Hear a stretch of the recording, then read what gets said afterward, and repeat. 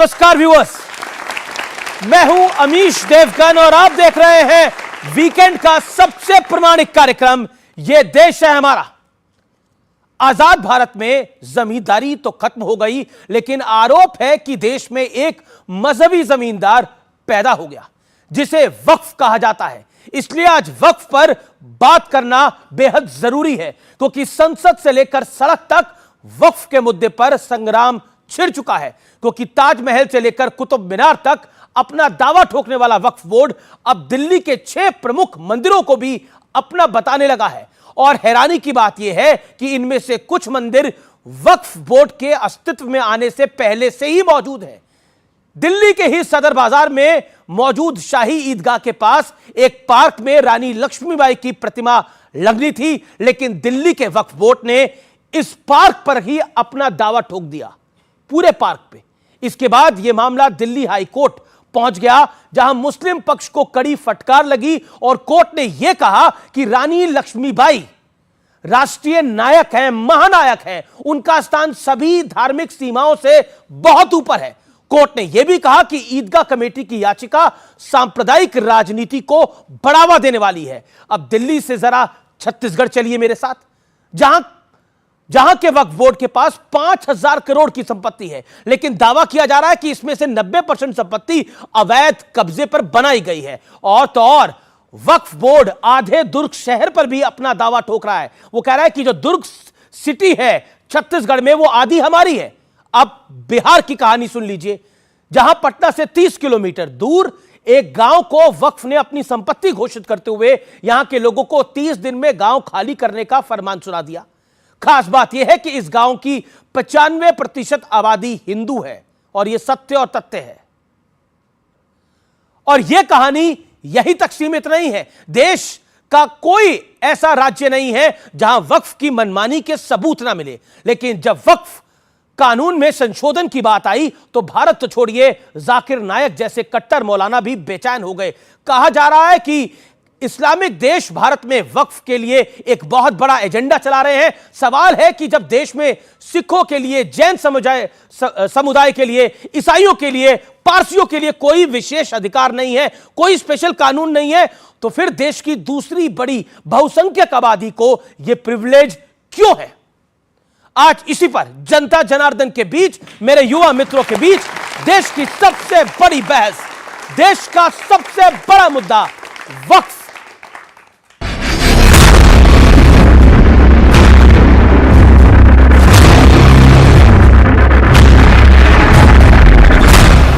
आज वक्फ पर बात करने का दिन है, क्योंकि देश की राजधानी दिल्ली में वक्फ रानी लक्ष्मीबाई की मूर्ति लगाने का विरोध कर रहा है।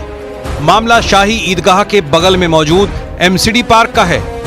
वक्फ बोर्ड इस पार्क पर अपना मालिकाना हक जता रहा है और इसी मांग को लेकर दिल्ली हाईकोर्ट भी पहुंचा था, लेकिन वहां से उसे निराशा हाथ लगी। वक्फ बोर्ड जमीन हड़पो आंदोलन न करे, क्योंकि जब लोग गए थे बंटवारे के समय वो जमीन हिंदुओं का था, उसको वक्फ बोर्ड ने जबरदस्ती ले लिया और कांग्रेस ने उसे कानूनन इतना अधिकार दे दिया कि जो खाता न बही, जो वक्फ कहे वही सही। इस बीच वक्फ संशोधन बिल की ज्वाइंट पार्लियामेंट्री कमेटी को बीजेपी सांसद निशिकांत दुबे ने एक चिट्ठी लिखी है। इसमें जो दावे किए गए हैं वो काफी चौंकाने वाले हैं। निशिकांत दुबे की चिट्ठी में कहा गया है कि जेपीसी को अभी तक 1.25 करोड़ यानी 1.25 करोड़ चिट्ठियां मिल चुकी हैं। उन्होंने शक जताया है कि इतनी बड़ी तादाद में चिट्ठियों के पीछे विदेशी साजिश हो सकती है। निशिकांत दुबे के मुताबिक इन चिट्ठियों के पीछे आईएसआई, चीन, जमात इस्लामी, तालिबान या फिर जाकिर नाइक हो सकते हैं। जाकिर नाइक ने हाल ही में एक वीडियो जारी कर अपील की थी कि वक्फ बिल को खारिज कराने के लिए कम से कम 50 लाख मुसलमान आपत्ति दर्ज कराएं। अभी तो 10 साल तो बहुत रही थी, अभी ये इलेक्शन के अंदर जरा उनकी पॉपुलैरिटी कम हो गई तो फिर से प्रधानमंत्री बन गए। लेकिन वो जो उनका रौब था, जो बढ़ते थे और लोगों ने खुदा मानने लगे, वो भी कम हो गया। हमारे सब्र का इम्तिहान लिया जा रहा है। अगर ये पैमाना छलक गया तो नताइज बहुत खराब हो सकते हैं और उसके लिए जिम्मेदार हम नहीं है, क्योंकि हम बर्दाश्त कर रहे हैं, हम पर समझाए जा रहे हैं। नरेंद्र मोदी की सरकार है, वो वक्फ प्रॉपर्टीज को बचाने के लिए, वक्फ प्रॉपर्टीज को डेवलप करने के लिए, वक्फ प्रॉपर्टीज में एफिशिएंसी लाने के लिए ये बिल नहीं लाई है। ये बिल इसलिए लाया गया है ताकि हमेशा के लिए वक्फ बोर्ड को खत्म कर दिया जाए। इस्लाम के शजर को उखाड़ के फेंकने की साजिश है, जो हुकूमत का मंसूबा है उसको कामयाब नहीं होने देंगे। वक्फ बोर्ड तरमीमी बिल 2024। वक्फ बोर्ड के पास इस वक्त देश में तीसरी सबसे ज्यादा संपत्ति है और आए दिन वक्फ पर किसी न किसी पर अवैध कब्जे के आरोप लगते रहते हैं, जिसे किसी अदालत में चुनौती नहीं दी जा सकती। इसलिए सवाल है कि क्या अब वक्फ बोर्ड में बदलाव का वक्त आ गया है? आज इसी पर होगी देश की सबसे बड़ी बहस। तो आज इसी मुद्दे पर होगी देश की सबसे बड़ी चर्चा, और इस बड़ी चर्चा में, वक्फ के ऊपर इस व्यापक चर्चा में, इस व्यापक विमर्श में आपका अभिनंदन है। जोरदार तालियों से अभिनंदन करिए मेरे मेहमानों का। यहां पर आपका स्वागत है, मेरे युवा मित्रों का स्वागत है। बहस के मुद्दे क्या हैं? बहस के मुद्दे आपको मैं बता देता हूं। भारत जैसे सेकुलर देश में वक्फ बोर्ड की जरूरत क्या है, यह बहस का मुद्दा नंबर 1। मुसलमानों को वक्फ तो बाकी आबादी को यह विशेष अधिकार क्यों नहीं? सिखों को, जैनों को, पारसियों को, ईसाइयों को यह अधिकार क्यों नहीं? हिंदुओं को यह अधिकार क्यों नहीं? वोट बैंक के लिए वक्फ को असीमित अधिकारों का गिफ्ट दिया गया कांग्रेस की सरकार के अंदर और बाकी सरकारों के अंदर। यह एक मूल प्रश्न है। आज इस चर्चा का मैं आगाज करता हूं, परिचय करा देता हूं। मेरे साथ मेहमान कौन कौन जुड़ रहे हैं, जोरदार तालियों से अभिनंदन करिए। तस्लीम रहमानी का जाने माने मुस्लिम स्कॉलर हैं और एमपीसीआई के अध्यक्ष हैं, आपका अभिनंदन है। मेरे साथ राजकुमार भाटी हैं, समाजवादी पार्टी के नेता प्रवक्ता, उनका अभिनंदन है। शहजाद पुरावाला, भारतीय जनता पार्टी के नेता प्रवक्ता, अभिनंदन है उनका। मेरे साथ विष्णु शंकर जैन है, सुप्रीम कोर्ट के जाने माने वकील हैं और ये लड़ाई लड़ रहे हैं ज्ञानवापी की। मेरे साथ जुड़े हुए हैं मौलाना साजिद रशीदी, इस्लाम के जानकार हैं, उनका भी अभिनंदन है इस चर्चा के अंदर सबसे। और मेरे तमाम एक बार फिर युवा मित्रों का स्वागत है। इस चर्चा का मैं आगाज करता हूं। आप वकील हैं विष्णु शंकर जैन, तो शुरुआत आपसे करते हैं। यह वक्फ का कानून है क्या? अगर आपको 1 मिनट में मैं अपने व्यूअर्स को बोलूं समझाने के लिए तो। देखिए, इनिशियली अगर कोई वक्फ की बात करे तो जो इस्लामिक लॉ का हमने अध्ययन किया है, अगर कोई इस्लाम को मानने वाला है, मुस्लिम समाज से आने वाला व्यक्ति अपनी स्वयं जो उसने अपने जीवन काल में प्रॉपर्टी अर्जित की है, अगर वो उसको अल्लाह को डोनेट करता है, डेडिकेट करता है, तो उसे एक वैलिड वफ़ माना जाता है। और जो सबसे पहला वफ़ एक्ट आया था इस देश में 1913 में आया था, वफ़ एक्ट 1913, फिर 1923 में आया, फिर यूपी मुस्लिम वफ़ एक्ट आया 1936 में, फिर यहाँ से गड़बड़ी शुरू हुई है जब वफ़ एक्ट 1954 आया है, और अब आप उसका एक विशाल रूप देख रहे हैं। और दिक्कत क्या है, मैं आपको ये बता रहा हूँ। आपने वफ़ एक्ट 1995 में असीमित अधिकार दे दिए वक्फ बोर्ड को कि वो किसी भी संपत्ति को वक्फ संपत्ति घोषित कर सकता है अगर उसको ऐसा रीजन टू बिलीव है। और जो बात मैं बोल रहा हूं हू बहू ये शब्द सेक्शन 40 सब क्लॉज 1 और सेक्शन 40 सब क्लॉज 3 में लिखे हुए हैं। इसके खिलाफ हमारा विरोध है कि अगर आपकी अपनी संपत्ति को आपको वक्फ करना है तो आप करिए, पर मेरी संपत्ति को जो नॉन मुस्लिम्स हैं उनकी संपत्ति को आप वक्फ संपत्ति कैसे घोषित कर सकते हैं? और अमीश जी, अब ये सिर्फ और सिर्फ एक लॉ में प्रपोजिशन है, power corrupts and absolute power corrupts absolutely. अगर आप किसी को असीमित अधिकार देंगे तो उसका दुरुपयोग तो होना ही होना है। और उसके बहुत उदाहरण हमने देखे हैं। इलाहाबाद हाईकोर्ट की जमीन उसको आपने वक्फ संपत्ति घोषित कर दिया। इलाहाबाद हाईकोर्ट को सुप्रीम कोर्ट जाना पड़ा और अल्टीमेटली सुप्रीम कोर्ट ने ऑल्टरनेट लैंड देके उनको वहां से खाली कराया। तो पॉइंट ये है, अगर आपके वक्फ को कानून को शॉर्ट में समझना है तो कानून यही है कि आपको अपनी संपत्ति वक्फ संपत्ति घोषित करने का अधिकार है, किसी और की संपत्ति को आप वक्फ संपत्ति नहीं कर सकते। अच्छा, और ये जो पावर दी गई है, ये जो पावर दी गई है, इसके खिलाफ हमारा विरोध है। जी, मैं तस्लीम रहमानी आपके पास आता हूं और अगला 1 मिनट में आपको देखता हूं। देखिए, मुझे लगता है कि इस पर विमर्श होना चाहिए आज और बाकायदा तर्कों के साथ होना चाहिए। अगर यह अधिकार वक्फ के पास है, यह अधिकार मुस्लिम्स के पास है, तो यह अधिकार ईसाइयों और पारसियों के पास क्यों नहीं होना चाहिए कि वो भी ऐसा कर पाए? हिंदुओं के पास क्यों नहीं होना चाहिए कि वो भी ऐसा कर पाए? जैनों के पास क्यों नहीं होना चाहिए कि वो भी ऐसा कर पाए? पहली बात तो ये समझ लेनी चाहिए कि वक्फ की जो भी प्रॉपर्टीज़ हैं वो वक्फ बोर्ड की प्रॉपर्टीज़ नहीं हैं, और ये इस बात से साबित है कि वक्फ बोर्ड इन ज़मीनों को ना खरीद सकता है ना बेच सकता है, उसका कस्टोडियन होता है, मालिक नहीं होता। वक्फ के बारे में समझ लेनी चाहिए। दूसरी बात ये समझ लेनी चाहिए जो विष्णु ने भी कहा कि जो मुसलमान अपनी ख्वाहिश के मुताबिक अपनी मर्जी से अपनी कमाई हुई ज़मीन को अल्लाह के रास्ते में किसी खैर के काम में, अस्पताल के लिए, बेवा के लिए, यतीम के लिए देना चाहता है, वो उसे अल्लाह के लिए वक्फ करता है, किसी इंडिविजुअल को नहीं करता। तो वो वक्फ का अधिकार उसको है। अगर क्रिश्चियन ऐसा करना चाहते हैं और करते हैं, और ईसाई और सिख और हिंदू वो लोग ऑलरेडी करते हैं, तो वो भी करें। इसमें किसी को क्या दिक्कत है? सवाल और मसला यहाँ वो नहीं है जो आप उठा रहे हैं। मसला ये है कि हुकूमत इस बिल के जरिए उस इख्तियार को छीनना चाहती है और उस कस्टडी को छीनना चाहती है जो मैनेजमेंट की कस्टडी अच्छा, है। एक हार्ड फैक्ट ये है कि इस देश में आर्मी और रेलवे के बाद किसी के पास अपनी जमीन है तो वो वक्फ है। अब गलत नोशन नहीं है, ये सही नोशन है। नहीं, ये जो आप बात कह रहे हैं आंध्र प्रदेश हाईकोर्ट का जजमेंट, नहीं, ये सही नोशन है, ये सही नोशन है कि रेलवे और आर्मी के बाद अगर किसी के पास अपनी लैंड है तो वक्फ के बाद। अब एक बात बताइए, देखिए अब आप नॉन स्टॉप नहीं बोल सके, मैंने आपको अधिकार दिया बोलने का, नहीं, यहां पर अधिकार है बोलने का, लेकिन असीमित अधिकार नहीं है। सर ये असीमित अधिकार नहीं है आपके पास। यहां पर चर्चा में आप ही नहीं बोलते रहेंगे, राजकुमार भाटी भी है, शहजाद पूनावाला भी है। असीमित अधिकार तो नहीं है ना भाई किसी के पास। एक सेकंड, इनका भी अधिकार है बोलने का। कितने लोग बोलना चाहते हैं यहां पर? ये भी देश के अवाम है, इनको भी अधिकार है बोलने का, ये भी अपनी बात को रखेंगे। आज आप सब मेहमान है मेरे, आप इस चर्चा में बोलेंगे और मैं ये वादा करता हूं ये लोग बोलेंगे। सुनिए अब मैं आता हूं शहजाद पूनावाला, आपकी बात तो कह रहे हैं असीमित अधिकार तो है नहीं, और जाकिर नायक कह रहा है कि देखिए अब मोदी पहले से कमजोर हो गए हैं, और देखिए फॉरेन इंटरफेरेंस है या नहीं है, लेकिन विदेशों से बयान आ रहे हैं। जाकिर नायक कह रहा है कि मोदी पहले से कमजोर है, अगर मुसलमान कूच करेगा तो झुकना पड़ जाएगा। मेरा प्रश्न सीधा यह है, सीधा मेरा प्रश्न यह है कि पटना से 30 किलोमीटर दूर एक गांव, पूरे का पूरा गांव वक्फ का हो गया और नोटिस दे दिया गया कि गांव खाली कर दीजिए। वहां पे 95% आबादी हिंदुओं की है। शहजाद पूनावाला, आप भी मुसलमान हैं, जवाब दीजिए इस बात का। नहीं, केवल पटना के गांव की नहीं, इन्होंने तो ताजमहल भी क्लेम कर लिया। छत्तीसगढ़ में तहसील की ऑफिस, सूरत में म्युनिसिपल हेडक्वार्टर, और यहाँ तक कि एक तमिलनाडु में 1500 साल पुराना गांव।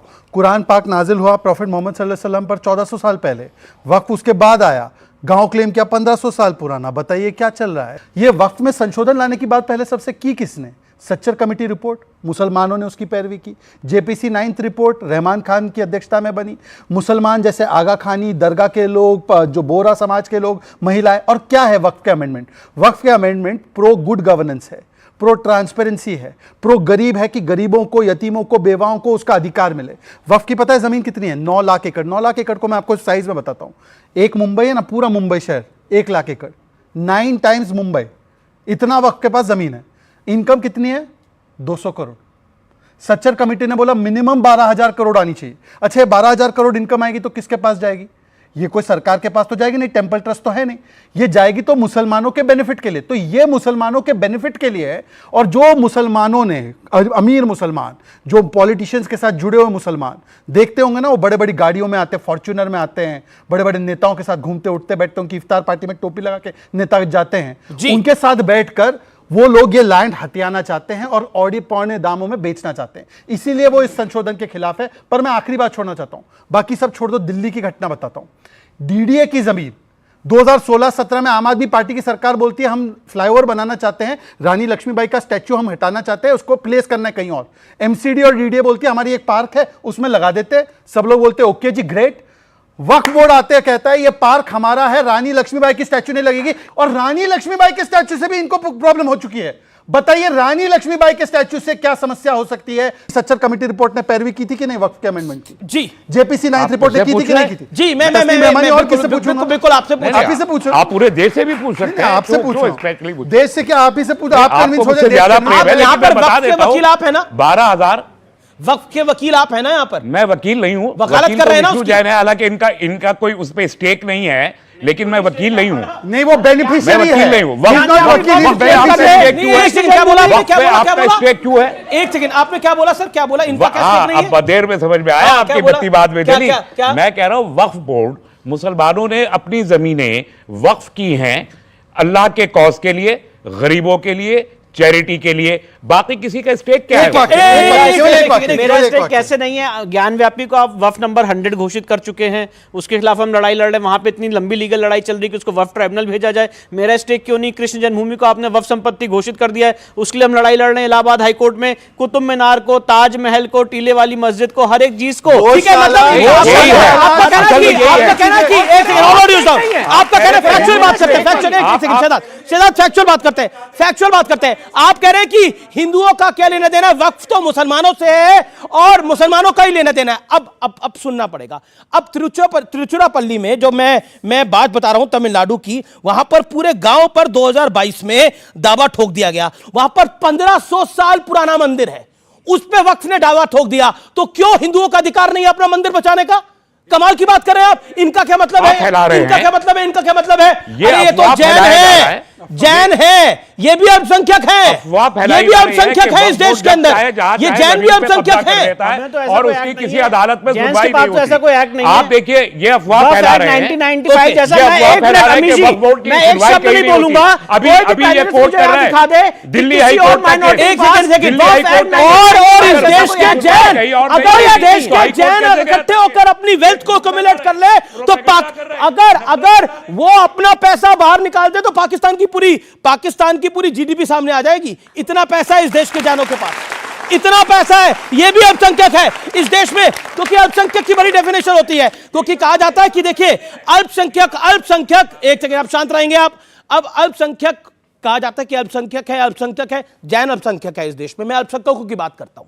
जैन अल्पसंख्यक हैं, उनकी इकोनॉमिक कंडीशन क्या है और वो कितनी वेल्थ जनरेट करते हैं भारत के लिए, ये सबके सामने है। सिख इंटरप्राइजिंग कौम है, सोचिए कितना बिजनेस वो जनरेट करती है।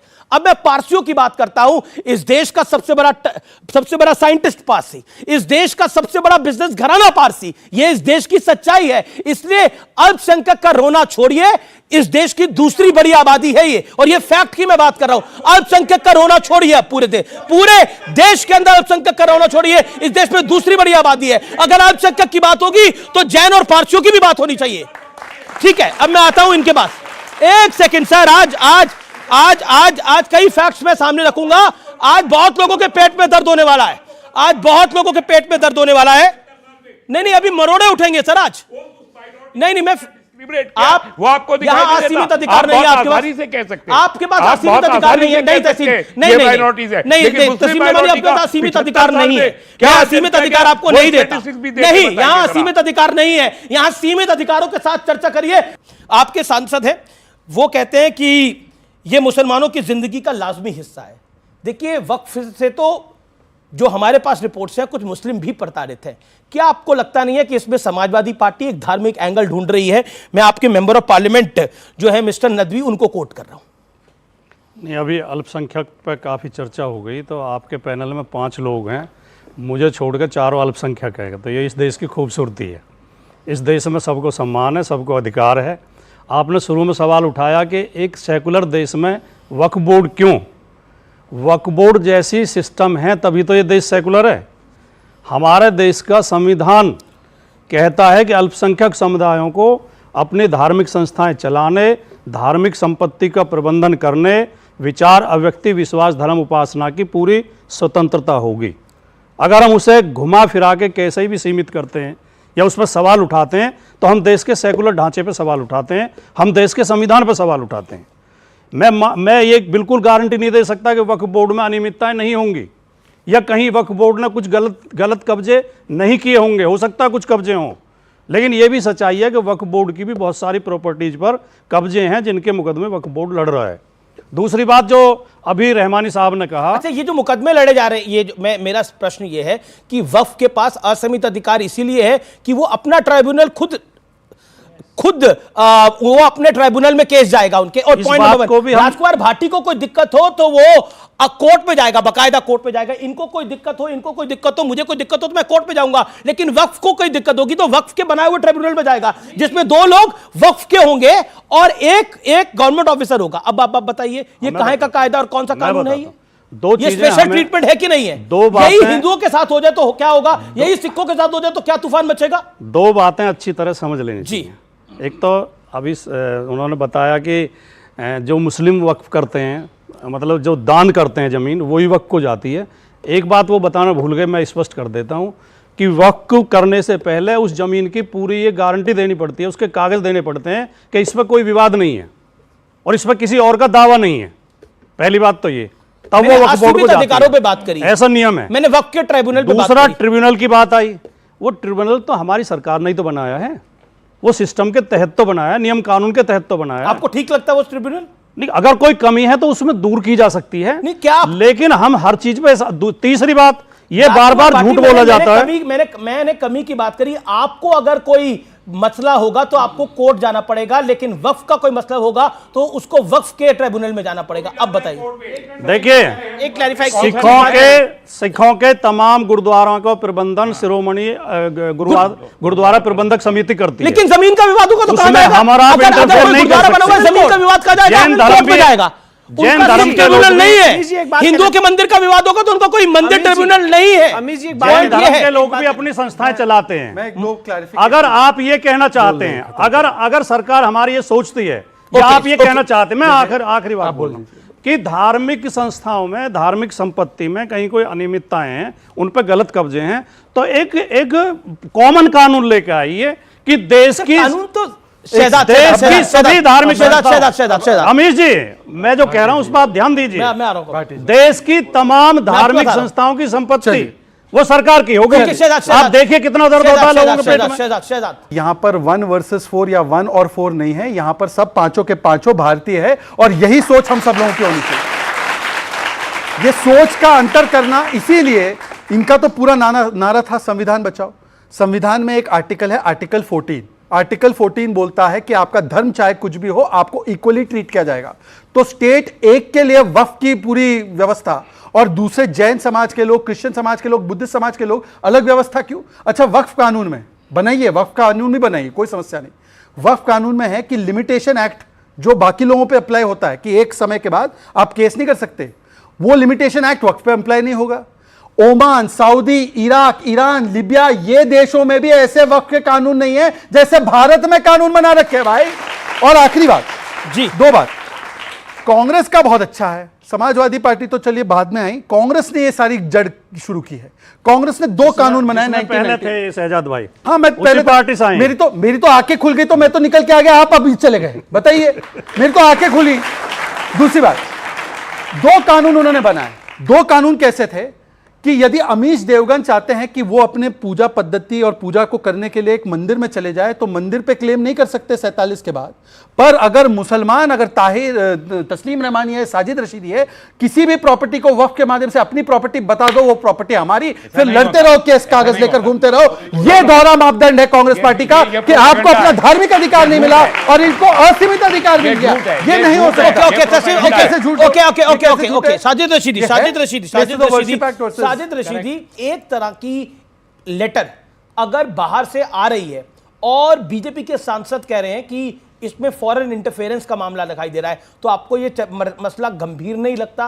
क्या आपको लगता नहीं है कि वक्फ का कानून बायस्ड है टुवर्ड्स वन कम्युनिटी? वो अधिकार ना जैन को है, ना सिख को है, ना ईसाई को है, हिंदू को तो है ही नहीं।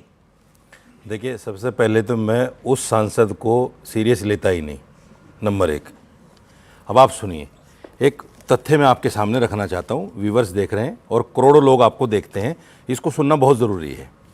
1954 में वक्फ एक्ट बना, उसके बाद सरकार ने एक कमेटी बनाई जिसने सारी संपत्तियों का ब्यौरा 1966 में सरकार को सौंपा और ये बताया कि ये संपत्ति इतनी ये वक्फ की संपत्ति है। 1970 में एक गजट आया, ये गजट की कॉपी में लाया हूँ, इसमें ऊपर भारत सरकार लिखा हुआ है, वक्फ बोर्ड नहीं लिखा हुआ है और ये असीमित नहीं, ये सीमित है, समझ लीजिए आप इसको। भारत सरकार ने 1970 में गजट पेश किया और गजट में तमाम स्टेटों को के वक्फ बोर्ड जो थे उन सबको बताया कि आपकी हर स्टेट में ये संपत्ति है, आप इसकी देखरेख कीजिए। ठीक है सर। दो चीज़ें सामने आई, एक तो ये असीमित अधिकार और एक ये प्रॉपर्टी 3.5 लाख से 9 लाख कैसे हो गई। वो हुई ऐसे, जब 1970 का गजट बना तो मस्जिद फतेहपुरी एक थी, एक प्रॉपर्टी थी। उसके बाद में जब गजट के बाद में वक्फ बोर्ड ने उसको जो दुकानें थी उसमें जब अलग अलग करके वो दुकानें दी तो पता चला कि 26 दुकानें भी हैं उसमें। तो प्रॉपर्टी एक है लेकिन उसकी 26 दुकानें भी हैं, तो एक के बजाय वो 26 दुकानों का भी काम करता है। सुन लीजिए, वो 26 हो गई। हाँ करता है उसकी प्रॉपर्टी में वक्त दुकानों का भी काम कर रहा है ना, दुकानों का नहीं कर रहा है सिर्फ अरे भाई अभी तक था, अभी तक इसी कार्यक्रम में आपने सुना, आपको आपने 2.25 मिनट बोला, 2 मिनट बोला, अभी तक आपने सुना कि कोई धार्मिक मामलों के लिए देता है। अब ये खुद कह रहे हैं कि वहां पर दुकानें हैं, दुकानों में तो धार्मिक काम नहीं हो रहे ना, तो आप खुद पैरवी कर। मैं जिस मस्जिद में इमाम हूं वो मस्जिद एक है, 1116 नंबर है, उसमें 8 दुकानें भी हैं। अब वो दुकानों का नंबर भी अलग अलग हो गया, वो एक के बजाय 11 हो गई। ये उन लोगों ने दुकानें जोड़ के 3.5 लाख से 9 लाख कर दिया। ये इन लोगों का काम है। संपत्ति एक ही है, वो वक्फ की संपत्ति एक ही है, इन्होंने 11 बता दी क्योंकि इनको तो बताना है ना। दुकानें तो आप ही ने खोली ना, सुन लो, दुकानें तो आप ही ने खोली, खुद ही तो बोल रहे हैं। दुकान वहां पर दुकान खोल ली, उन्होंने बोला आमदनी के लिए दुकानें खोली जाती है। ये कौन सा सवाल है आपका? ये कौन सा सवाल है आपका? नहीं, मेरा सवाल था जब मेरी दुकानें किराए पे नहीं दूंगा, दे रहे हैं ना, कौन सा सवाल है ये आपका? तो ये क्या कह रहे हैं आप? तो मना कौन कर रहा है? कह क्या रहे हैं तो बताइए, मैं तो सही कह रहा हूं। ये मैं एक लिस्ट लेकर आया हूं, ये दिल्ली वक्फ बोर्ड की प्रॉपर्टियां हैं। ये 10 पेज हैं, 12 पेज कम से कम। और इनमें कौन लोग हैं? डीडीए है, एनडीएमसी है, एमसीडी है, रेलवे है और सरकारी एजेंसी। सबसे लीजिए, आप प्रॉपर्टी नंबर 1 बनी है देश के अंदर। मतलब आर्मी भी आपसे आगे ना रहे, रेलवे भी आपसे आगे ना रहे, नंबर 1 प्रॉपर्टी होनी चाहिए वक्त की। बोलने आप नंबर 1 के लिए एम करिए ना। ओके, शहजाद पुनावाला 20 सेकंड मांगे थे, 30 सेकंड दिए। ओके, शहजाद पुनावाला को बोलने दो। आपने तस्लीम रहमानी को नहीं बोलने दिया, आप मुझे नहीं बोलने दे रहे हो। तो मुसलमान मेरी बात तो आ जाए, मुसलमान, मेरी बात तो आ जाए भाई साहब। ये 250 बीघे जमीन है, 250 बीघा, और ये केंद्र सरकार के पास है। ठीक है, अगर इनकी नीयत साफ है हमें वापस कर दो। ठीक है, ओके शहजाद पुनावाला, या किराया दे दो इसका। ठीक है, ओके, इसका कम से कम किराया दे दो। इन्हीं से किराया वसूलिया शहजाद पुनावाला से, सरकार में ये लोग हैं, 9 लाख प्रॉपर्टी इन्हीं से किराया वसूली। शहजाद पुनावाला, किराया अभी देंगे या शो के बाद? हाँ, देखिए ऐसा है कि पहले तो मैंने बोला था 9 लाख प्रॉपर्टी नहीं, मैंने बोला 9 लाख एकड़। उन्होंने प्रॉपर्टी, वो सही बोल रहे, 3 लाख एक प्रॉपर्टी से 9 लाख प्रॉपर्टी भी हुई है, पर मैंने 9 लाख एकड़ बोला, मतलब साइज भी जो है वो बड़ी है, उसका हिसाब ये है। जी नहीं, प्लीज सर, बिल्कुल मैंने आपके बीच में नहीं बोला। मौलाना साहब, मैंने पूरा 9 लाख एकड़ हुआ ही नहीं। अरे भाई, मुझे फहरिस्त दे दो भाई, पर ये कागज दे दो उसका। देखिए अभी आपने असीमित बोला, अब मेरी बारी है तो मुझे बोलने नहीं दिया जा रहा। और मैं आपको बताऊं क्यों नहीं बोलने दिया जा रहा, मैं आपको बताऊं क्यों नहीं बोलने दिया जा रहा, मैं आपको बताता हूं क्यों नहीं बोलने दिया जा रहा है। मुझे ये पता नहीं, मैं आपको बताता हूं, मैं आपको बताता हूं क्यों नहीं बोलने दिया जा रहा है। मैं आपको, हाँ सबका 9 लाख एकड़ का कागज, मैं जवाब देने को तैयार। ठीक है, ठीक है, जवाब देने को तैयार, जवाब देने को तैयार। हाँ ठीक है, हाँ, कागज चाहिए ना। जबानी नहीं चाहिए, मुझे जैसे पेपर दिया है ऐसे चाहिए। अभी बोले सुनिए। अब सुन, अब आप पेपर लेके आए, अब शांत, आप पेपर लेके आए। आपको क्या चाहिए? पेपर लेके, आपको कागज चाहिए, कागज चाहिए ना। 9 लाख एकड़। इन्होंने क्या बोला, इन्हें क्या चाहिए? कागज चाहिए। चलिए, देखिए इंटरेस्टिंग ये है कि जब अपनी बारी होगी तो कागज नहीं दिखाएंगे, अब इन्हें कागज चाहिए। उनकी तरफ से बैटिंग करेंगे। ओके, देखिए, ओके, बोलिए। ओके, हम देश की तरफ से बैटिंग कर रहे हैं सर। ये देश है, हम देश की तरफ से बैटिंग कर रहे हैं। देश है। देश की तरफ से बैटिंग, मैं तिरंगे के लिए बैटिंग कर रहा हूं। ओके। मुझे लगता है कि आज जो सवाल है वो सिर्फ इतना है कि आप कह रहे हैं कि कागज कहाँ है, कागज कहाँ है। असदुद्दीन ओवैसी ने तो खुद ने पार्लियामेंट में माना है और बाहर माना है। आप दोनों कागज, ये क्या तरीका है? या तो ओवैसी का क्या मतलब है इसमें? मैंने ये अनफेयर है सर। अब आप बीच में बोल रहे हैं। कौन सी बात है? मैं नहीं कर पाऊंगा। मैंने हितेश को पहले ही बोला था कि मैं इस प्रकार की डिबेट नहीं करूंगा। मुझे डिबेट रोकनी पड़ जाएगी अगर ऐसे होगा। माफी चाहता हूँ, हितेश से मेरे पहली कमिटमेंट हुई थी, उन्होंने मुझे समझाया था, बताया था कि नहीं करेंगे। जब मैंने बोला है तो मैंने पेपर दिखाया। आपने बोला, मैंने तो पूरा सम्मान भी दिया। पेपर देने में कोई समस्या नहीं, मौलाना साहब आप डिबेट कीजिए। आप रुकेंगे ना फिर अपनी चर्चा के लिए? की बात है। एक सेकंड, आप ये अमीश जी एक्चुअली ये पर्सनल है, उनको मेरे से कोई समस्या है। लास्ट डिबेट में भी उन्होंने मुझे आपको जाना है, जाइए।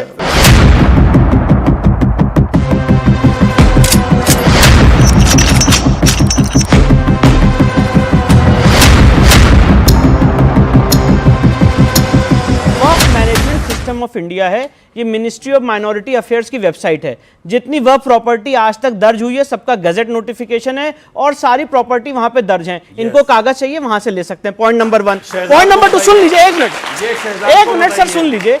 आंध्र प्रदेश हाईकोर्ट का जजमेंट भी, अमीश जी मैं इनसे डायरेक्ट बात नहीं करता हूं, आपको भेज दूंगा, आप इनको व्हाट्सएप कर दीजिएगा। उसमें उन्होंने लिखा हुआ है, आंध्र प्रदेश हाईकोर्ट ने, हमारे आपके आंकड़े नहीं है, मैं बहुत रिस्पॉन्सिबली बात कह रहा हूं। जो आपने बात बोली डिफेंस और रेलवे के बाद, Waqf is the 3rd highest landowner in the country. ये आप और मैं नहीं बोल रहे हैं, ये आंध्र प्रदेश हाईकोर्ट ने 2008 में बोला था, और वो जजमेंट भी आपको दे दूंगा, सर को भेज दीजिएगा। ठीक है सर, मेरा क्वेश्चन ये है, जैसे कि हमारा ये इंडिया सेकुलर है, ठीक है, अभी आपने उनसे बोला कि हमें कागज़ दिखाइए, तो जैसे बाकी सभी धर्म के जो ज़मीन है उन पर सरकार का नियंत्रण है, तो इस पर क्यों नहीं होना चाहिए? आप लोग इसमें डर क्यों रहे? अगर आप सही हैं तो आप इसके सपोर्ट में खड़े हुए ना, आप इसके खिलाफ क्यों हैं? मेरा क्वेश्चन यही है। वक्फ बोर्ड सरकार के ही अधीन आता है, उसी की बॉडी बनती है, सरकार का ही चेयरमैन होता है, उसी के मेंबर्स होते हैं। हम तो मुसलमानों की बात, सर मुसलमानोन की बात करनी है ना, तो मुस्लिम महिलाओं की बात करते हैं। सर वक्फ बोर्ड में एक भी महिलाएं क्यों नहीं है?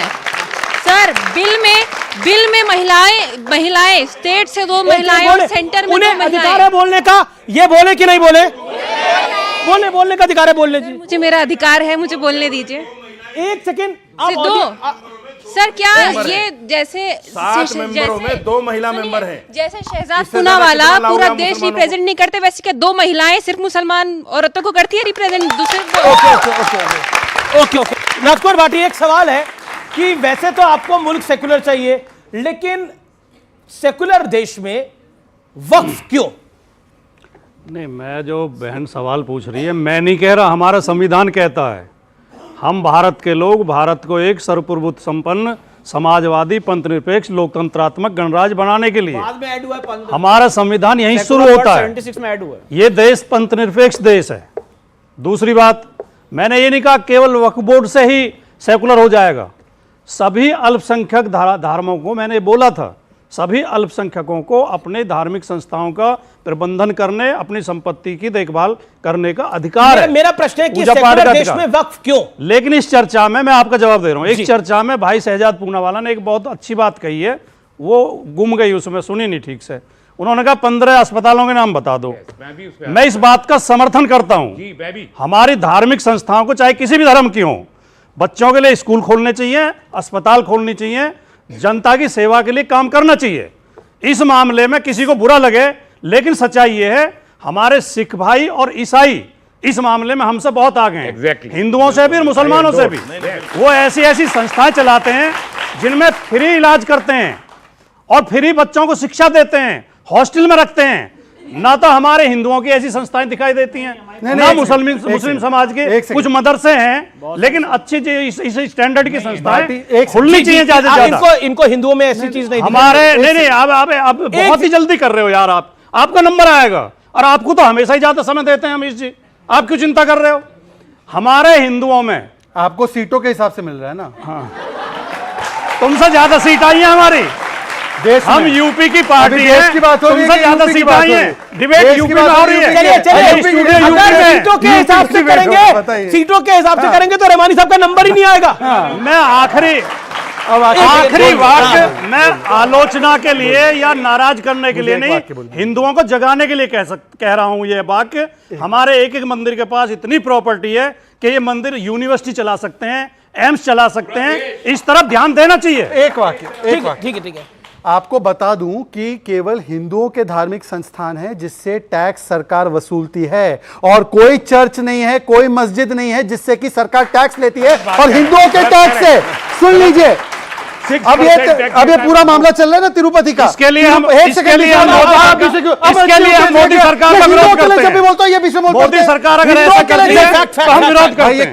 ओके ठीक कह रहे हैं मोदी सरकार ऐसा करती है, हम मोदी सरकार का विरोध करते हैं। राज्य सरकारें लगाती है टैक्स, हर जगह मोदी की सरकार है क्या? तमिलनाडु में मोदी की सरकार है क्या? आ जाएगी तो आपके मुंह में घुसेगी शक्कर। चलिए सुनिए, अब मेरी बात पूरी होने दीजिए। मैं ये कह रहा हूं कि भाई हिंदुओं के संस्थानों पर, अभी तिरुमला का मामला चल रहा है, हिंदुओं के संस्थानों पर जो टैक्स लगता है, वो संस्थान भी हॉस्पिटल चलाते हैं, और जो टैक्स लेते हैं वो टैक्स से हिंदू मुस्लिम सिख ईसाई के लिए सरकार हॉस्पिटल बनाती है। हिंदू दुगना टैक्स देता है, फिर भी ये हिंदुओं के पीछे पड़े। और आखिरी बात, मुझे शिकायत वक्फ बोर्ड से भी इतनी नहीं है। सुन लीजिए, ये जो निशिकांत दुबे ने बोला, हाँ मैं सबके बारे में जवाब देता हूं। ये तो वो वाले हैं कि जो अपने कागज दिखा नहीं सकते, दूसरों से जवाब मांगते, अपने जवाब नहीं दे सकते। अब सुन लीजिए, मेरी बात केवल इतनी है, हाँ तो दिखा दीजिए 15 हॉस्पिटल जो वक्त की जमीन पे चलते हैं। 15 हॉस्पिटल दिखा दीजिए। 15 हॉस्पिटल, 15 हॉस्पिटल, 15 हॉस्पिटल, 1 मिनट का टाइम है। 15 हॉस्पिटल, 15 हॉस्पिटल, 1 2 3 4 5 स्टार्ट। जिस दिन आप 9 लाख एकड़ के कागज दे देंगे उसी दिन दे दूंगा। जिस दिन ना आ जाए ना, जिस दिन पे चलिए आइए। इनके पास है 9 लाख हॉस्पिटल के नाम है, इनके पास 9 लाख एकड़ के हैं, तो आपके 15 के नहीं है? इनके पास है, आप दे दो। नहीं आपके पास, चलो आप इनकी वकालत कर रहे हैं, आप दे दो। मैं कह रहा हूं आप दे दो। अच्छा आप दे दो 9 लाख एकड़, मैं 15 नहीं 20 के दूंगा। चलिए, वैसे 10 मतलब समझ लीजिए, हॉस्पिटल के हिंदू मतलब मंदिरों समझ से जुड़े लीजिए। अस्पतालों के नाम भी बता मैं दें, अब आपको केवल अच्छा एक चीज होगा। कह रहा हूं कि बाकी सब छोड़ दीजिए, असली मुद्दे पर तो हम आज डिबेट ही नहीं कर रहे। दिल्ली में वक्फ बोर्ड कहता है कि ये जमीन मेरी है, जो गलत निकलता है हाईकोर्ट में, पर दूसरी जो खतरनाक चीज वो बोलता है मैं रानी लक्ष्मीबाई की स्टैच्यू नहीं आने दूंगा। दिल्ली माइनॉरिटी कमिशन बोलता है स्टैच्यू मत डालने दीजिए, वो स्टैच्यू आ जाएगा तो कानून वो दिल्ली माइनॉरिटी कमीशन ऐसा बयान है। एक सेकंड यार अमीर जी, एक तरीका फिर से वो इंटरप्ट। ओके, वक्फ बोर्ड से मोहम्मद नाम के जो उनके अधिकारी है, उन्होंने रिप्रेजेंटेशन दिया दिल्ली माइनॉरिटी कमीशन को, और माइनॉरिटी कमीशन ने फिर उनके रिप्रेजेंटेशन पे ऑर्डर पारित किया कि महारानी झांसी रानी लक्ष्मीबाई का स्टैच्यू अगर शाही ईदगाह पार्क में लगाया गया तो इससे लॉ एंड ऑर्डर सिचुएशन पैदा होगी। और हाई कोर्ट ने बोला ये सांप्रदायिक सोच है। मौलाना कान खोल के सुन लो, आपके कान बंद है, आपके कान बंद है। रानी लक्ष्मीबाई का विरोध होगा इस देश में, और रानी लक्ष्मीबाई का विरोध होगा। राष्ट्रीय धरोहर है रानी लक्ष्मीबाई, महानायक है रानी लक्ष्मीबाई। एक सेकंड ओके, विष्णु शंकर जैन और तस्लीम रहमानी, शांत शांत शांत। देखिए ये चर्चा व्यापक है। विष्णु शंकर जैन जो एक बीजेपी मेंबर ऑफ पार्लियामेंट ने बात बोली, वो बात में कितना दम आपको दिखाई देता है? वो कहते हैं कि फॉरेन इंटरफेरेंस का प्रयास हो रहा है, एक ही तरह की चिट्ठियां, मतलब उनका एग्जैक्ट कंटेंट सेम है और एक ही तरह की चिट्ठियां लगभग आ रही हैं। हमने वो तख्तियां भी देखी हैं जिसमें कहा जा रहा है कि वक्फ एक्ट का विरोध करिए। ये बहुत बड़ा विषय है, बहुत व्यापक विषय है, और मैं आपको ये बताना चाहता हूँ कि पिछले इतने सालों से वक्फ के ऊपर कभी स्टडी नहीं हुई, और ये हमारी भी कमी है कि स्टडी ना होने पर एक तरह की चिट्ठियां क्यों कैसे? बिल्कुल, ये QR कोड जनरेट करके ये एक पूरा जो JPC है उसको डिफेंड करने की कोशिश की जा रही है। और इस देश की पार्लियामेंट जो लेजिस्लेटिव एक्सरसाइज कर रही है, उन्हें पता है कि अगर ये लेजिस्लेटिव एक्सरसाइज अपने अंतिम चरण तक पहुंच गई तो जितनी प्रॉपर्टी गलत ढंग से हथियाई गई थी वो सारी प्रॉपर्टी ओरिजिनल ओनर को वापस मिलेगी, इसलिए प्रॉब्लम हो रही है। मेरा निवेदन यह है कि ऐसा विशेष कानून जो वक्फ नाम का कानून है, ये किसी और धर्म के लिए हमारे देश में है या फिर दुनिया में किसी इस्लामिक मुल्क में भी ऐसा कानून है? अगर है तो जरूर आप इन दर्शकों के साथ साझा करें। मैं बता रहा हूं, बहुत अच्छा सवाल आपने किया। अभी एक बात चल के आई थी, 1500 साल पहले पुराना मंदिर और 1500 साल पुराना गांव। अब मुझसे सुनिए, शहजाद ने एक बात जिक्र की, मैं अप्रिशिएट करता हूं उस बात को। मोहम्मद सल्लल्लाहु अलैहि वसल्लम जो है वो 1400 साल पहले आए करीब, और ये वक्फ का जो मामला है ये उसके बाद शुरू हुआ, उसके पहले नहीं था। जो लोग 1500 साल पहले की जगह को क्लेम कर रहे हैं वो बीजेपी के लोग हैं, बीजेपी के सिखाए हुए लोग हैं कि ऐसा करो मुसलमानों को बदनाम करने के लिए। हमारे यहाँ वक्फ का तस्वुर ही नहीं था, हमारे यहाँ वक्फ था ही नहीं 1500 साल पहले, हमारे यहाँ 1500 साल पहले वक्फ था ही नहीं, तो हम क्लेम कैसे कर देंगे? ये तो इन्हीं के लोग हैं। अब मुझे जवाब, अब आपको बकायदा 3 मिनट मिले बोलने के लिए। ओके, अब आपका 1 मिनट है। अब बीजेपी के मुसलमान जवाब दें। हाँ, नहीं बीजेपी के तो भारतीय है, आपके केवल मुसलमान ही बच गए। सुनिए, ऐसा है कि इन्होंने बोला कि ये 1500 साल पुराना वाला जो किस्सा है, 1500 साल पुराना वाला जो किस्सा है, ये तो भाजपा के लोगों ने करवाया। तो बताइए उसके लिए लड़ झगड़ क्यों रहे हैं? वहां पर तो तुरंत डीएमके की सरकार है, हमारी सरकार भी नहीं है, उनको तुरंत डिक्लेयर कर देना चाहिए कि वो गलतियों के, पर वहां पर वो वक्त का क्लेम उसको जायज ठहराने के लिए लगातार प्रयास कर रहे हैं। तो बोले डीएमके की सरकार क्यों नहीं करती है? कांग्रेस डीएमके की सरकार है, डीएमके की सरकार में आपके शो में कह रहा हूं, अपने समय पर बोलिए, डीएमके सरकार गलत कर रही है। मौलाना कभी बोलिए ना, अरे भाई अपने समय पर कभी तो बोलिए ना। इन्होंने अभी बोला कि वक्फ जो है वो मुसलमान करता है मुसलमानों के लिए, करेक्ट? मुसलमान ही वक्फ कर सकता है ना? पुराने कानून में वक्फ मुसलमान के अलावा नॉन मुस्लिम भी कर सकता था और उसकी प्रॉपर्टी लेते थे। अब बताइए वो इस्लामिक था गैर इस्लामिक था? इस्लामिक था गैर इस्लामिक था? अब नॉन मुस्लिम भी वक्फ कर सकता है, बताइए। लेकिन हम अप्रिशिएट नहीं करते। कोई अगर तो कानून चेंज होना चाहिए, कागज होना चाहिए। अमीर से कागज आ गए, बिल्कुल 40 से कागज आ गए, कागज आ गए, जो मौलाना साहब कागज आ गए, कागज आ गए, मौलाना कागज आ गए।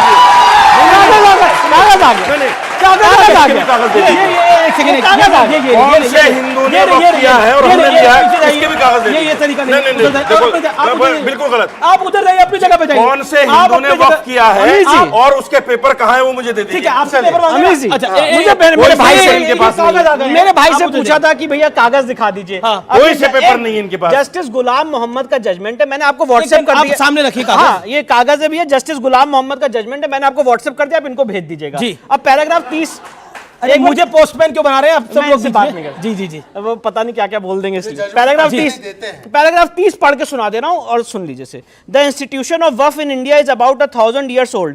Huge extents of land have been dedicated as waqf by Muslim rulers and the ruled alike for religious and charitable purpose. The approximate number of registered waqf properties in India is stated to be 3 lakhs and account for 4 lakh acres of land throughout the country, and this makes waqf the third largest landowner after the railway and defense. The administration of waqf has been subject Andhra Pradesh high court. Andhra Pradesh high court justice Ghulam Mohammad 2008 2008 2008 का आज पता नहीं number दिया था। अब कागज आगे और सुनिए, अब एक सेकंड, अब एक सेकंड। वक्फ जैसा बोर्ड क्या बाकी धर्मों को भी मिलना चाहिए? फिर मैं एक लॉयर हूं और लॉयर के नाते मेरी ड्यूटी होती है कि संविधान को मैं प्रोटेक्ट करूं। तो अगर कोई गलत चीज हुई है, two wrongs don't make a right, मैं सारे समाज की तरफ से और वकील होने के नाते ये मैसेज देना चाहता हूं आज इस डिबेट से कि हम ये नहीं कह रहे हैं कि अगर इसको गलत मिला है तो हमें भी गलत अधिकार दे दो। हम ये कह रहे हैं ये गलत अधिकार खत्म करो। आर्टिकल 14 अगर सबको इक्वालिटी का अधिकार देता है तो वो इक्वालिटी का अधिकार सबके लिए रहे। ये तस्लीम जी के साथ हम लोग तो लंबे अरसे से डिबेट कर रहे हैं। मुझे लगा 2 साल पुरानी डिबेट है, ये सीए आएगा तो हमारी नागरिकता छीन जाएगी। कितनी नागरिकता छीनी सीए से? मुझे बताइए, नागरिकता से कितनी छीनी बताइए? सीए से एक नागरिकता नहीं छीनी और अब बोले वक्त आ जाएगा तो जमीनें छीन जाएगी। कि भाई सीए के बदले वक्त, सीए के बदले वक्त बहाना है और कुछ नहीं, और कुछ नहीं है। और उसने मिसगाइड किया दिल्ली हाई कोर्ट को। मिस्टर रहमानी, एक सेकंड, आपने बोला, आपने अनर्गल बात बोली। एक इस्लामिक मुल्क बताइए जहां पर वक्त जैसा कानून है, एक इस्लामिक मुल्क बताइए, नाम लीजिए, नाम लीजिए, आप नाम लीजिए। दुनिया में वक्त मैं पूरी दुनिया के कौन नाम बताइए? मैं पूरी दुनिया नहीं, नाम बताइए। सऊदी अरब, इस्लामिक मुल्क बोलिए आप। सऊदी अरब में क्या हजरत उस्मान की तरफ बताइए, 57 इस्लामिक मुल्कों में बता दीजिए। सऊदी अरब में जो कानून है उसका नाम क्या बताइए? हजरत उस्मान के कानून है। इस्लामिक देश कर नहीं रहे हैं, हिंदुस्तान में चाहते हैं। आप मजाक उड़ाइए, ये कैरेक्टर है बीजेपी। देखिए मैं आपको बताता हूं, सवाल किया था, मैं आपको बताता हूँ समस्या क्या है। मैं आपको बताता हूँ आज भी कर रहे हैं। अमीर जी मैं आपको बताता हूँ समस्या क्या है। अमीर जी मैं आपको बताता हूँ समस्या क्या है। फॉरेन इंटरफेयर का अमीर जी मैं आपको बताता हूँ एक वाक्य में समस्या क्या है। इतने समय तक कुछ अमीर मुसलमानों ने कब्जा किया था वक्त पे। अब पसमानदा समाज को क्योंकि अधिकार मिल रहा है तो ये 80% पसमानदा के खिलाफ है। ये पसमानदा समाज के खिलाफ है, इसीलिए ये चाहते नहीं है और ये दोनों लोग मिलकर पसमानदा समाज का विरोध कर रहे हैं। 345 प्रॉपर्टी पे सरकारों का कब्जा है। ये किराए दे दो कम से कम। अच्छा, आप बकाया पूरा कीजिए फिर किराया मिलेगा। आप पहले बकाया पूरा कीजिए। आपने बकाया हो गया तो ये देखिए, आप देखिए दोनों लोग, आप खुद देखिए, आप दोनों नॉन स्टॉप बोल रहे हैं। राजकुमार भाटी झूठ बोला जा रहा है, कह रहे हैं इन प्रॉपर्टियों पर बकाया है। कोई फर्जी भाटी जी निकाल रहे हैं, वो दिखाएंगे अभी। भाटी जी, हाँ भाटी जी दिखाओ। भाटी जी मैं तो कह रहा हूं कि चलिए हिंदू मुस्लिम छोड़ते, एक बार वकालत कीजिए यूनिफॉर्म सिविल कोड की। वो भी हिंदू मुस्लिम है। अरे यूनिफॉर्म सिविल कोड भी हिंदू मुस्लिम है। हाँ मैं बताता हूं, सिविल कोड भी हिंदू मुस्लिम है। पूछेगा तो मैं बता दूंगा। जो डाला हिंदू मुस्लिम का बता दूं। एक सेकंड मोदी जी का एक बयान तो सुना होगा भाटी जी ने बहुत बड़ी बात की है कि एक सेकंड भाटी जी भाटी जी अपने आप बोल नहीं सकते क्या? मौलाना को बचाना पड़ रहेगा भाटी को। मौलाना बचा रहे, ये दिन आ गया क्या आपके? भाटी जी जब मुझसे बोलने के लिए कहा जाएगा मैं तब बोलूंगा। ऐसा है अमीर जी अभी इन्होंने कहा यूसीसी, देखिए कैसे ये डिस्टर्ब करते हैं हर डिबेट में, केवल शहजाद पुनावाला क्योंकि मैं पसमानदा हूं। ऐसे सुन लीजिए, इन्होंने कहा कि यूसीसी जो है कम्युनल है, तो एक बार बोल दो नेहरू जी ने और अंबेडकर जी ने डाला था यूसीसी को संविधान में, कम्युनल है। कहां डाला था? संविधान में। नेहरू जी ने लिखा संविधान। अरे क्या बोलने जा रहे हैं? नेहरू जी डाल दिया, अंबेडकर जी ने नेहरू जी डाला सभा में। कौन लिखा? तो फिर पूरी संविधान सभा ने लिखा था। पूरे 296 मेंबर थे, तो वो सांप्रदायिक थे, वो सांप्रदायिक थे, देश को गुमराह सांप्रदायिक थे क्या? सांप्रदायिक थे क्या? सवाल तो वाजिब है ना, क्या वो सांप्रदायिक, क्या 296 आपके अनुसार? एक सेकंड, आज मैं शॉक्ड हूं कि भाटी जी को मैं क्या कह रहा हूं कि नेहरू जी का नाम इसलिए लिया क्योंकि नेहरू जी ने हिंदू रिफॉर्म किए थे, हिंदू लॉ के रिफॉर्म किए थे। मुस्लिम लॉ की बात आई तो भाग गए, तो नेहरू जी ने यूसीसी डाला, तो नेहरू जी सांप्रदायिक थे क्या?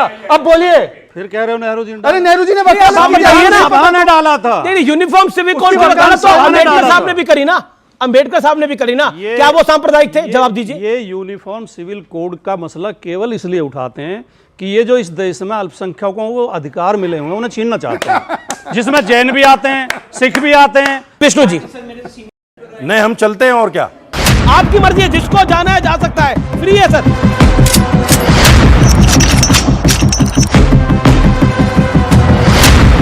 मैं एक बात एक बात बता दूं, तस्लीम रहमानी जी चले गए, ये जब चुनाव लड़े थे इनको इनकी मस्जिद के भी वोट नहीं मिले, तो ये अपने आप को सबसे बड़े मुसलमान और खैर खां बता रहे ना। इनसे ज्यादा मुसलमान का प्रतिनिधित्व तो भाटी जी करते हैं, तो भाटी जी है तो मुसलमानों का प्रतिनिधित्व हिंदुओं का प्रतिनिधित्व कर रहे हो, हिंदुओं का भी है, हिंदुओं का भी है, लेकिन देखिए हिंदुओं का प्रतिनिधित्व है कि इस्लामिक देश। मैं एक फैक्ट पढ़ रहा हूं कि विश्व में कुल 57 इस्लामिक राष्ट्र है, जिसमें वक्फ बोर्ड के पास करीब करीब 9.4 लाख एकड़ जमीन है, और उसमें भारत एकमात्र देश है, जबकि भारत एक गैर इस्लामिक और धर्मनिरपेक्ष राष्ट्र है। तुर्की, लिबिया, मिस्र, Sudan, Lebanon, Syria, Jordan, Tunisia और इराक जैसे इस्लामिक राष्ट्रों में वक्फ बोर्ड की कोई परंपरा नहीं है, लेकिन हम भारतवर्ष में वक्फ की परंपरा को चाहते हैं। मैं ये निर्णय देश की जनता पर छोड़ता हूं। फिलहाल आज के एडिशन में इतना ही। नमस्कार, वंदे मातरम।